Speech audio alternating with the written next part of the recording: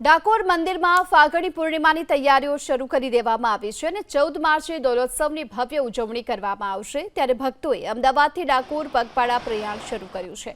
મોટી સંખ્યામાં પગપાળા સંઘ ડાકોર માટે રવાના થયા, જેને લઈ અમદાવાદથી ડાકોર જવાના માર્ગો જય રણછોડના નાદથી ગુંજી ઉઠ્યા છે। સાથોસાથ પદયાત્રીઓ માટે સેવા કેમ્પના પણ આયોજન કરવામાં આવ્યા, જેમાં ભક્તો માટે ચા, નાસ્તો, ઠંડા પાણીની પણ વ્યવસ્થા કરવામાં આવી છે।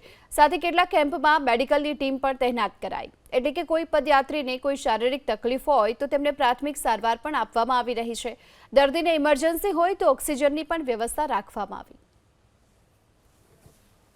ફાગણ પૂનમના દિવસે હજારોની સંખ્યામાં જે હરિભક્તો હોય છે તે ડાકોરના રણછોડરાયના દર્શને જતા હોય છે। તમામ પદયાત્રીઓ માટે અલગ અલગ સેવા કેમ્પ ધમધમી રહ્યા છે, પરંતુ આ પદયાત્રીઓની યાત્રા અડચણ વગરની થાય એના માટે ખાસ કરીને પ્રાથમિક આરોગ્ય કેન્દ્ર છે તે પણ અહીંયા આગળ ખુલ્યું છે। ખાસ કરીને અલગ અલગ જગ્યાએ આ પ્રાથમિક આરોગ્ય કેન્દ્રમાં જે સેવા છે તે આપવામાં આવી રહી છે। આપણે ખાસ કરીને ડૉક્ટર પાસેથી જ જાણીશું કે કઈ રીતની સેવા આપવામાં આવી રહી છે, કયા પ્રકારની જે દવાઓ છે તે આપવામાં આવે છે। બેન, કયા પ્રકારની દવાઓ આપવામાં આવે છે અને કઈ રીતની સેવા આરોગ્ય કેન્દ્ર આપી રહ્યું છે? ટોટલી ઇમરજન્સી સારવાર બધી આપવામાં આવે છે।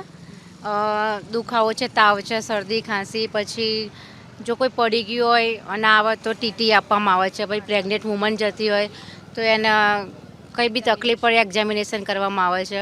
પછી ડ્રેસિંગ માટે મટીરિયલ્સ ઇમરજન્સી ટોટલી સારવાર રાખવામાં આવે છે। સૌથી વધારે કેવા દર્દીઓ અહીંયા આગળ આવે છે, કઈ ફરિયાદ લઈને આવે છે? દુખાવાને ઝાડા ઉલટી હોય, બહુ ઝાડા ઉલટી ના હોય, દુખાવાના વધારે કેસ હોય છે। અહીંયા આગળ પદયાત્રીઓ માટે અલગ અલગ જે મેડિસિન છે તે રાખવામાં આવી છે। ખાસ કરીને પાટાપિંડીની પણ અહીંયા આગળ વ્યવસ્થા કરવામાં આવી છે।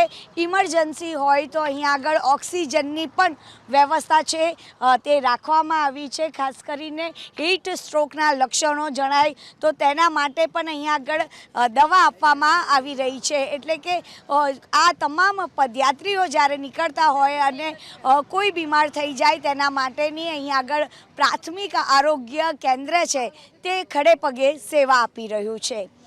કેમેરામેન મલય દવે સાથે રાજલ બારોટ, ABP અસ્મિતા, મહેમદાબાદ।